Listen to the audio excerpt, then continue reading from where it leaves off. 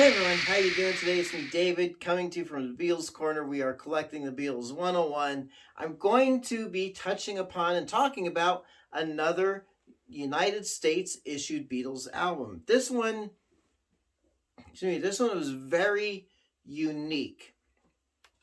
It's the Beatles story, catalog number, where is it? There it is, TBO 2222. So this is the mono version. This, from what I can recall, was in print, issued until the end of the vinyl era in the 80s. Let's first take a close-up look at this album, and then I'll talk a little bit more about it. So here you go. Hey, here we go, the Beatles story. So, front cover, it's pretty self-explanatory. A narrative and musical biography of Beatlemania on 2 long-play records. And we got some interviews, some, their story from beginning to end to fabulous fame. Well, not from beginning to end. And pretty neat. I think a pretty eye-catching cover, if you ask me. Well, let's look on the inside gatefold. Alright, inside gatefold cover. Now, interesting, the Beatles logo is in the same font as the British Please Please Me album. That's pretty neat. Picture of their, I believe, Washington Coliseum performance. Pretty nice pictures gracing this. From the Ed Sullivan Show. Really nice picture there. Another couple of concert in action photos, some candid photos. Pretty cool, if you ask me. And then the running order. There you go. And let's take a quick look now at the back cover. Back cover. It's like spending a very special evening in the company of the Beatles themselves. The Beatles story. And it is an interesting record. So let's get back to the Beatles corner and give you a little bit more info and thoughts. Sorry, before we get back to the Beatles corner, I did want to feature, believe it or not, the inside, the inner sleeves. So there's the front, or one side. Join the teen set on Capitol. Here's what you'll receive. Oh, to be back in '64 again. Part of the teen set. Oh, and then I thought it was interesting. So we got the first 3 Capitol albums. The Beach Boys.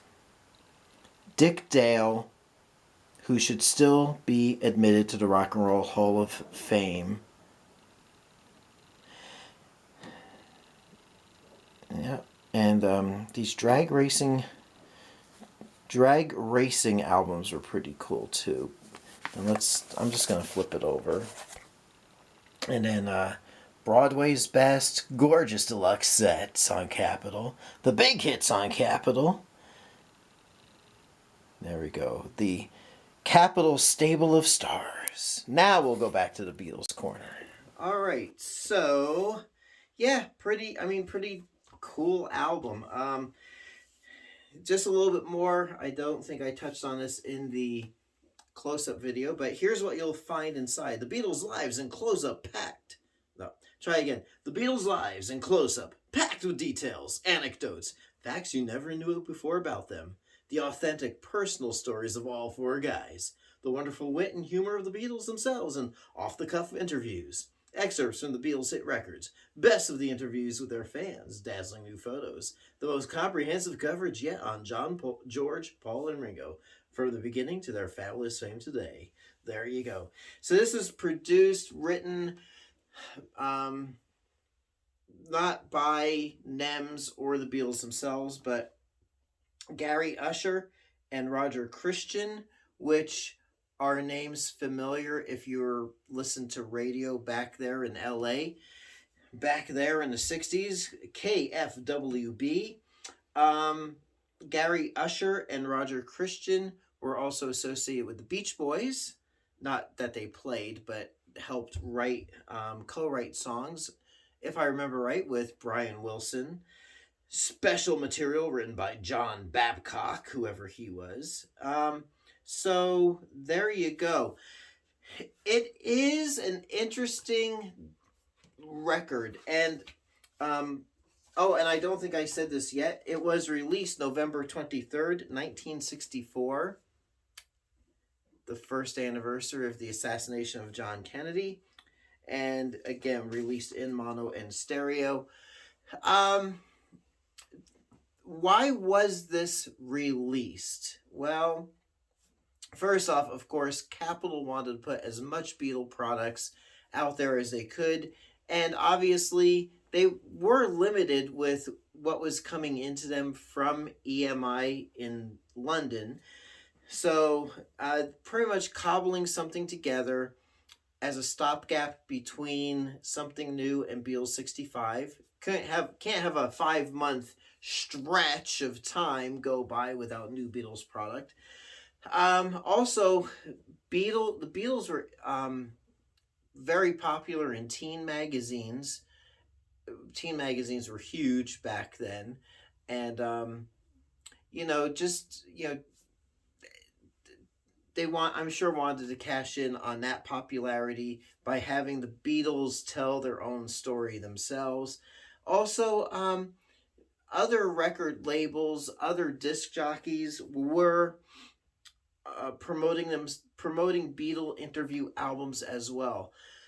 Ed Rudy had several of them and issued one also in the 70s, which I have. I should dig that out and listen to it and do a video on that. VJ Records did an album called Hear the Beatles Tell All, which was a docu-disc. And so, of course, Capitol wanted to cash in and get in on that as well. Why should that stuff be left to unofficial small record labels?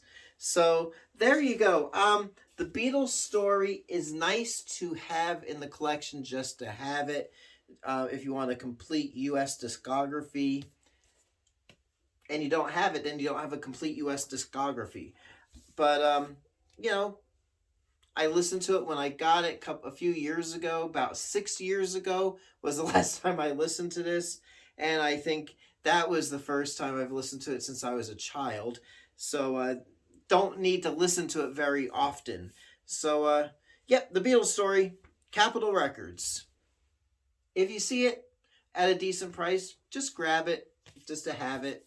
It's a night. I don't want to say a curiosity, but it is a kind of special album to have, and it's just nice to have it around. So there you go. So until next time, it's me, David, coming to you from the Beatles Corner. We're collecting the Beatles 101. Hope you have a great day. Thanks so much for watching. I'll catch you on the flip side. Thanks again.